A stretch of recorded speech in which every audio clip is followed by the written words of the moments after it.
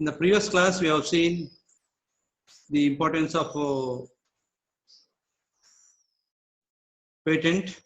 Today, as I told you, we look at the patentability when it becomes a patentable item. We go to non-test, then non-patentable ideas, which are the terms of patent, provisions of patent. We'll see in detail in today's class. All right. Now, what is patentable? In the previous class, I asked this question. Now also, I'm asking the same question. Can a mere idea is patentable? Answer is no. The idea is patentable only it is expressed in terms of a written form, either written, printed. Now, even in the electronic form, if you express that idea, then only it is eligible to become patentable. Therefore, now I repeat again, the mere idea is not patentable, only it is expressed in the form of a written document, then it is patentable. Now question is, I was telling this in the earlier class also, idea can be as simple as a paper clip or as complicated as a robot, but they must meet certain conditions of patentability. What is that patentability means? Idea should consist of some patentable subject matter. Idea should consist of patentable subject matter. What do you mean by that? It should be new. Novelty requirement. What is the meaning of novelty requirement? A new idea, a new concept, or a problem. A solution problem, or method, process, device, or utility. That means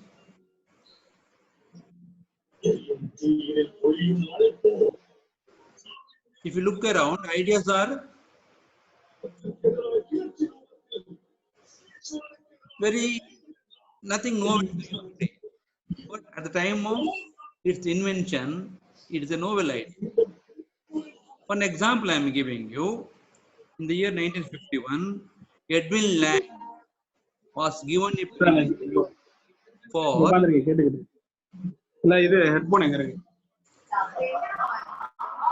camera.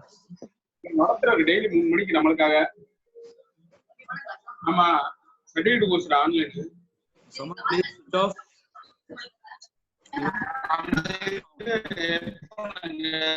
Lawrence.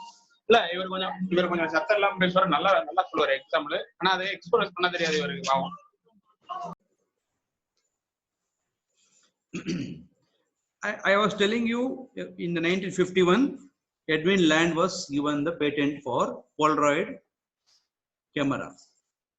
Camera was not new. Till then, camera was giving photo after few days.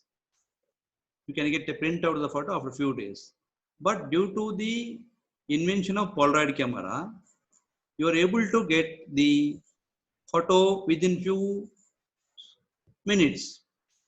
Therefore, this is a novel idea. Therefore, Edwin Land was given the patent for Polaroid camera. What I am trying to say is, here, idea should be novel at the time of invention. Today, for us, it may not be new. It's very important point to be remembered. Therefore, the second one is non-obviousness requirement. What is the meaning of non-obviousness requirement? It involves an inventive step. The meaning is For a person involved in that kind of work, it should give a surprise. When I say surprise, it is a shocking news to him. For example, we have seen the chairs with 4 legs. But suppose someone makes a chair with single leg, then it's a non-obvious thing at the time. Okay? If a person makes a chair with the single leg, it is not a obvious thing. It can be patented. Now all of us know, now there are chairs existing with the single leg. Now one more example for this non-obviousness is, say about 100 years before, Earl Dixon prepared a bandage. He used a medicine coated surgical tape to cover his wife's wounded arm. It was new idea till then. Therefore, he was given patent for that. Now, band-aids are very, very popular things, available everywhere. It is obvious thing now. But at the time of invention, the idea is novel. Therefore, the idea of the bandage, which was patented by Earl Dixon about 100 years ago, is very, very inventive step, the non-obvious thing at the time of invention. The third important property a inventor should possess, or invented item should possess is industrial application. That is called utility, usefulness. What is the usefulness of that product? How it is useful for the industry? How it will be useful for the betterment of mankind? Therefore, novelty, non-obviousness, utility and usefulness.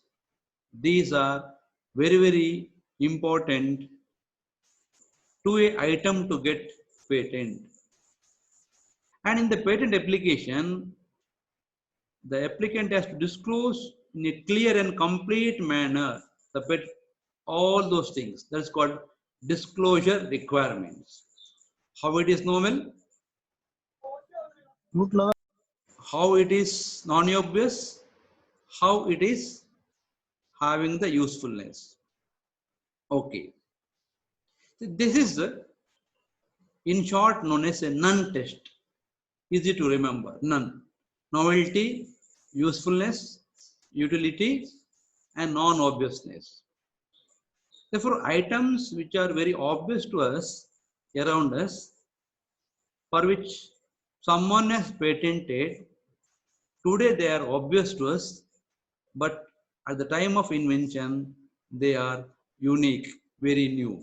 Therefore, those items are given the patent. Okay. What is non-patentable? Any items, if you have, whether they are patentable.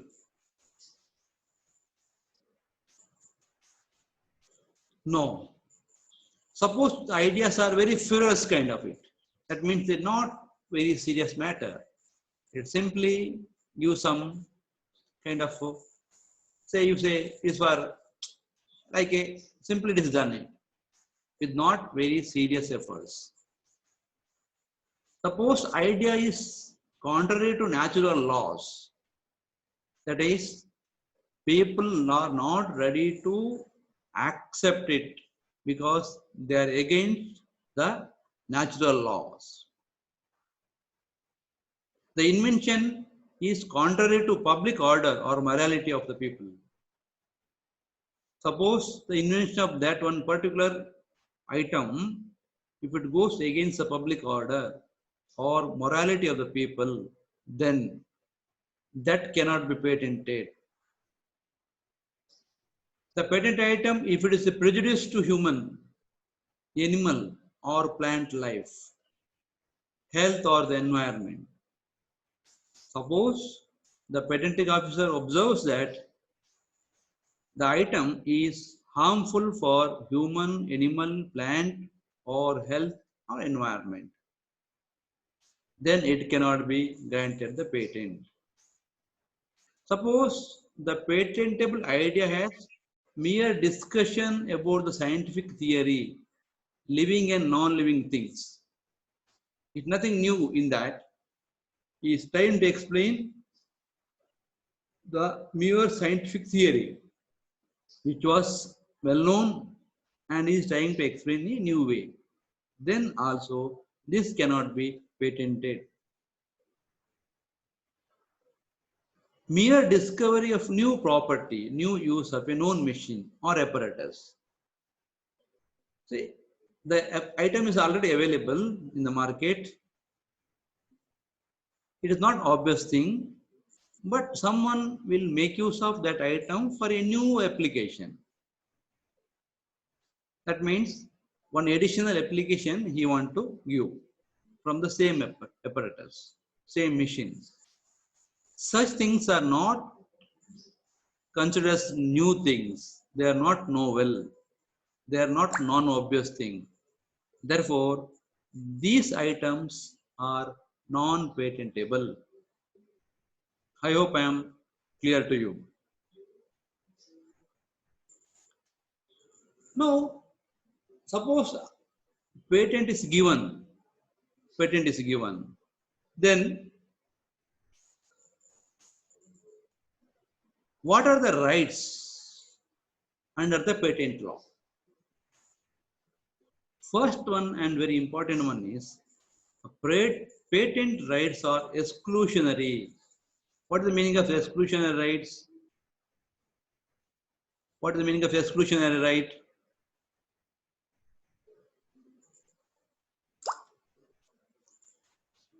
The patent law is exclusively, rights are exclusively given to that particular patent owner.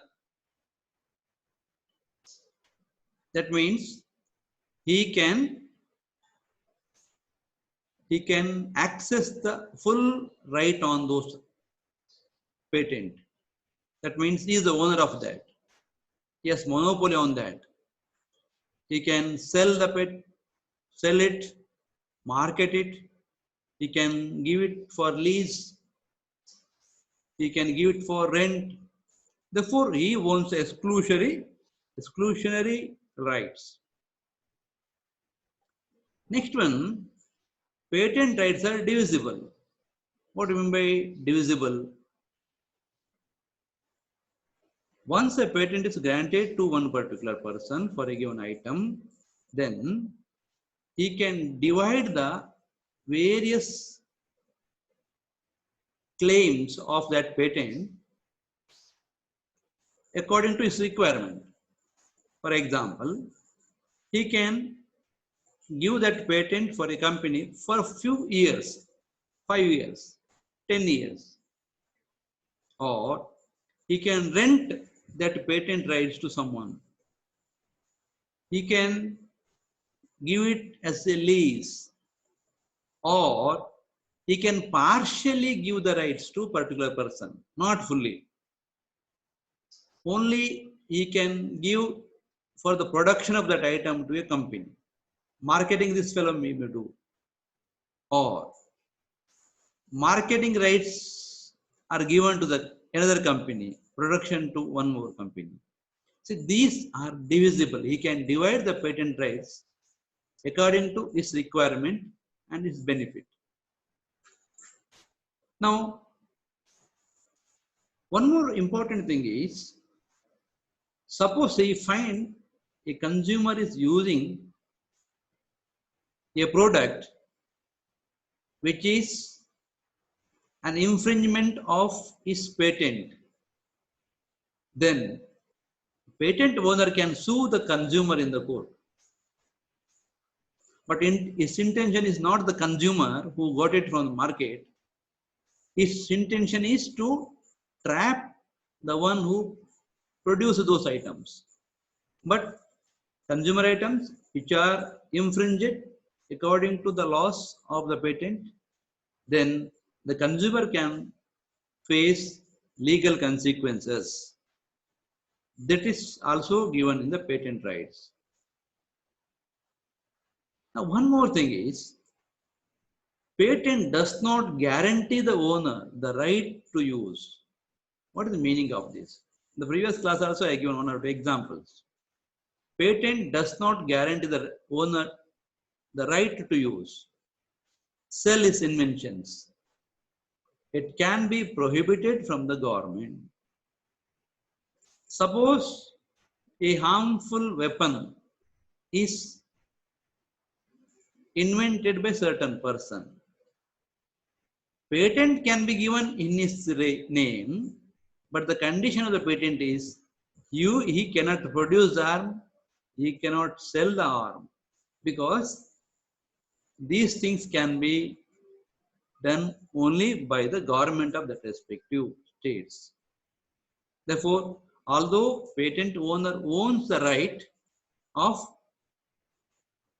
patent, government do not give him any financial benefit, although he is patented. His name will be there in the patent, and it does not permit him to produce and market the items. These are very, very important things once you look at the rights under the patent law. Therefore, once a patent is given, there is no guarantee that government will not stop it. If it is against the wish, the rules of that particular geographical region or the nation, then patent owner can be stopped using the patents. Okay, fine. Now, what is the term of patent? I told you, normally it is 20 years from the date of filing the application. 20 years from the date of filing the application. Therefore, the date of filing the application is very, very important. Now, there is another important point you should know is a term called pendency period. What do you mean by pendency period? I'll try to explain to you. The date of filing the application and date of award of patent.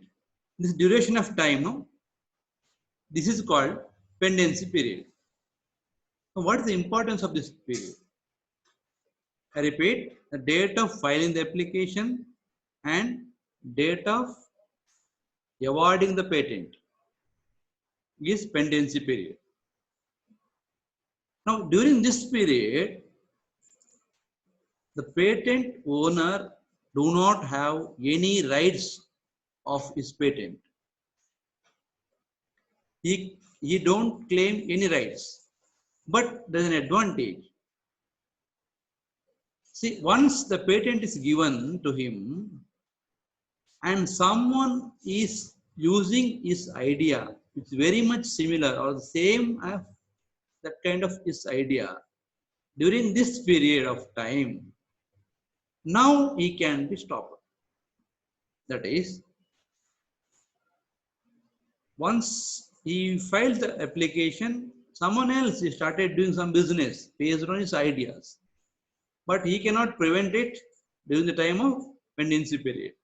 But once the patent is awarded, now he can stop manufacturing that items because his ideas are used in manufacturing those ideas. Therefore, this is an important aspect to be remembered in terms of patent term.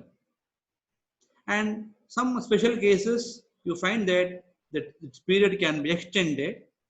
Sometimes even the government reserves the right to cut down the period also. Some issues will be there depending on the what type of patent product. That depends nation to nation, but normally it is for 20 years given. Okay. Now there is an important aspect to know, term called first to invent. What is the meaning of it?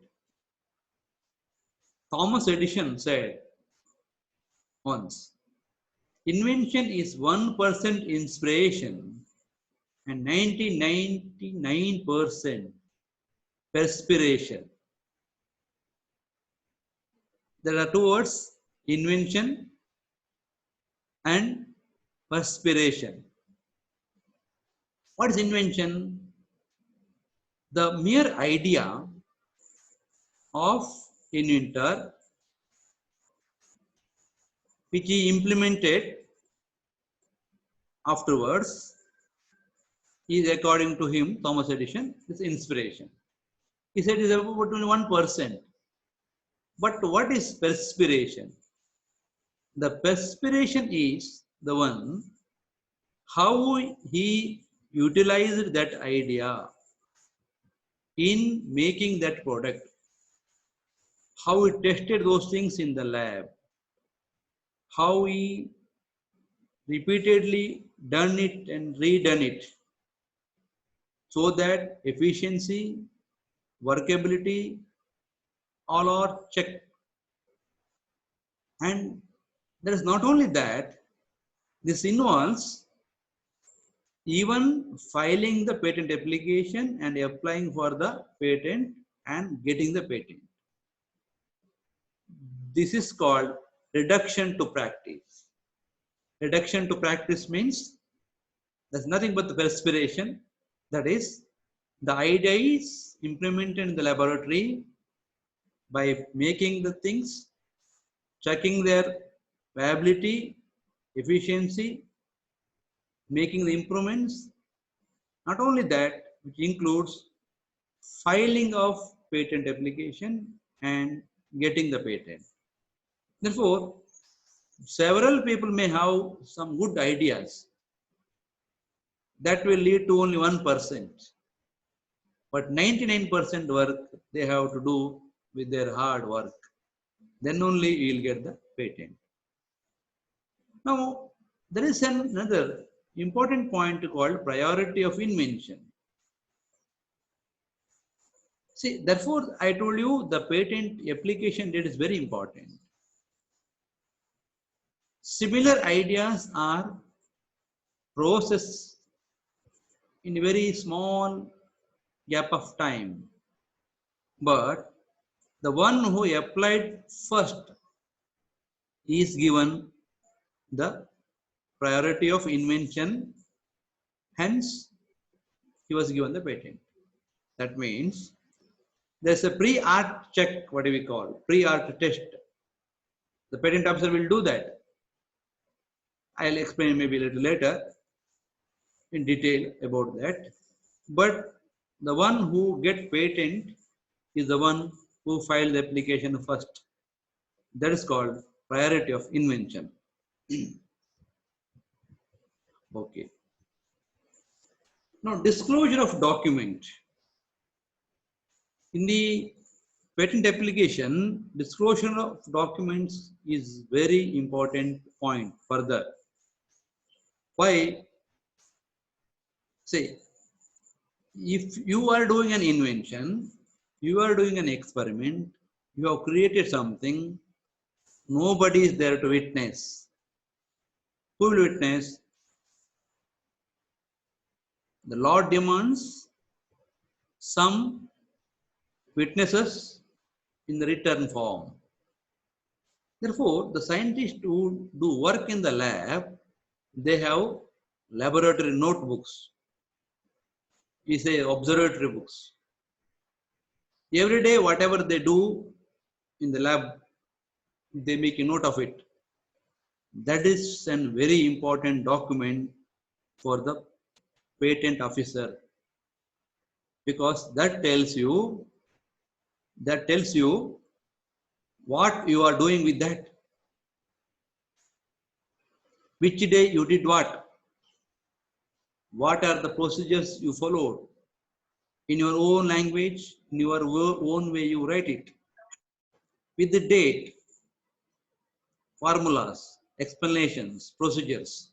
Everything will be recorded in the lab notebook. Suppose you don't have lab notebook, then there is a procedure called Disclosure of Document Program, DDP. This has to be submitted to Patent and Trade Office. I repeat, Disclosure of Document Program, DDP, which has to be signed and submitted to Patent and Trade Office. Now, what is the disadvantage of this? See, a patent officer reserves this document for a duration of 2 years. After 2 years, he destroys that document. Therefore, within that 2 years of time, suppose you have to claim some more things, or later, if there is some litigation about your patent item, then you may not get that document, or you may not have a supporting document at that time to fight with law. Therefore, lab notebook is the best thing. If it is not there, DDP is required at the time of filing the application. I hope things are clear to you. Now, I was mentioning about the patent claims. So, patent claims are the legal descriptions of the invention. What is the meaning of that?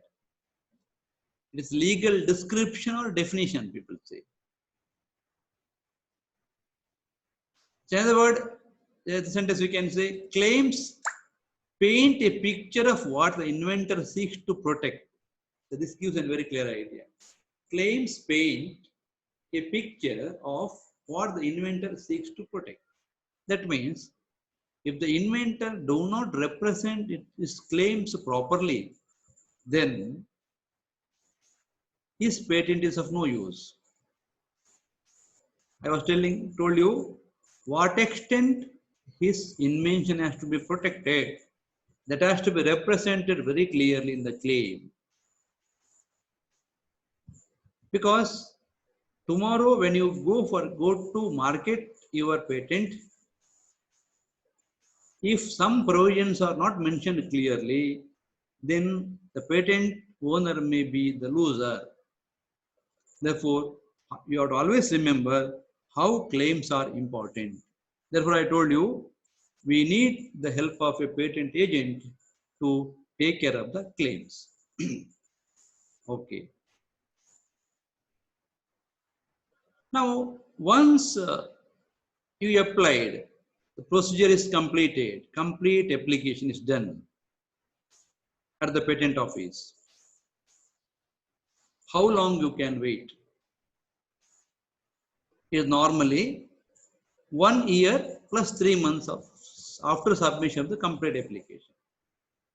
Say, I told you 1 year time will get to complete the application, final submission. Afterwards, 1 more year can wait, and 3 months grace period you get. 3 months grace period. Okay, that means you have to wait about 2 years and 3 months from the date of filing the application. If it is not processed, that means something is wrong. You are not given the patent, means something is wrong with your patent application or patented item. Now, suppose there is an option also to give application you can submit without a date. What is the meaning of that? One day you file the application, you do not fill the date in that. There is a provision. But automatically, after 6 months, date will be given to that application. That is, that application will get date of after 6 months. That means now you get a grace period of 6 plus 3 more months, 9 months grace period you get. This option is also there when you go for patent application. Okay. Now, say whenever an officer grants a patent, there's a big procedure called pre-grant examination and post-grant examination. That's called prior art examination, prior art study. First one, pre-grant examination. What is pre-grant examination? Once you apply for the patent, once you paid the fees, there's a procedure of examination. What is the examination? What do they do? They search. Nowadays it's easy to search because you'll get everything in using computers. Otherwise also in detail search will be done. Whether any item, any clue, any matter regarding to that particular invention is available. Prior art means previously available or not. Now what is the danger in this kind of searching? Say nowadays common tendency is to share anything in the social media. We get something, result, you send a WhatsApp message to your friend, you publish it in the Facebook, you send a mail to your friend writing the details. Remember, the patent grant authority has sophisticated softwares. Suppose you disclose the secret of your product in any form,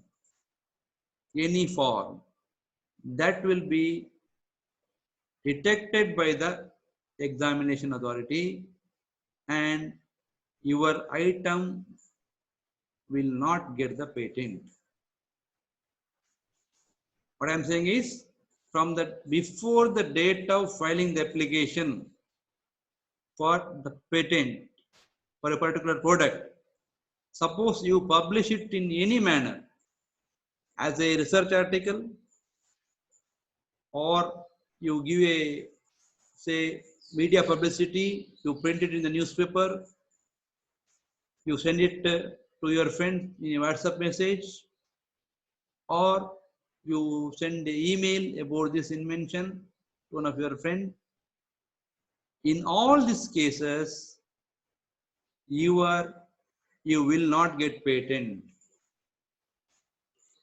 Only thing you can do, you can write the items in your notebook. Complete details, if you reveal anywhere, you lose the patent for that product. Please remember, this is a very, very important aspect people should remember. Items sanctity should not be disclosed in any social forum, in any manner, in media, newspaper, nothing. Then you will not get the patent. That will be considered as pre-art examination, pre-art search we call. That possibilities of losing is 100%. What is post-grant examination? I told you after the patent is granted also, people can go to the court and file a application that you don't deserve the patent. Then again, post-grant examination is done by the patent office. That is, they search whether the claim is done by the other party, the opposite party, is true or not. If it is found claim is true by the opposite party, then there is a chances of withdrawing the patent. Patent can be withdrawn. Validity is cancelled. Okay.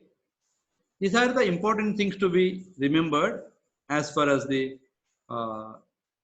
patent are concerned. Now, some more things. I think it is getting late. It is showing time. We'll stop today. Of course. Anyway, we'll take little more time. Now, once the patent is given, what patent holder can do?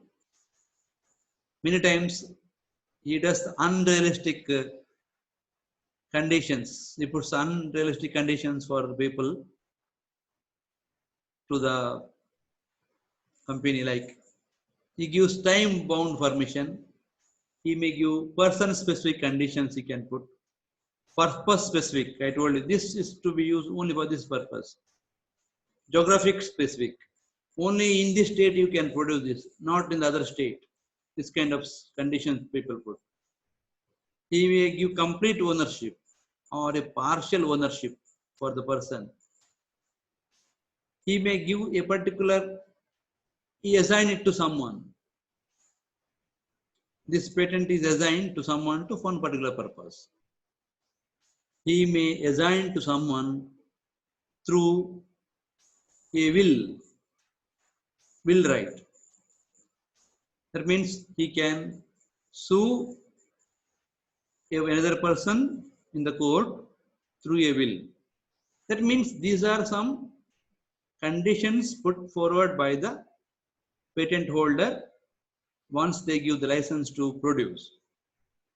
This is one part. Sometimes patent will remain with the patent holder without market. In USA, only about 10% patents see the world through the market or as a product. Otherwise, patent will remain with the patent holder, which is of no use. Okay, I hope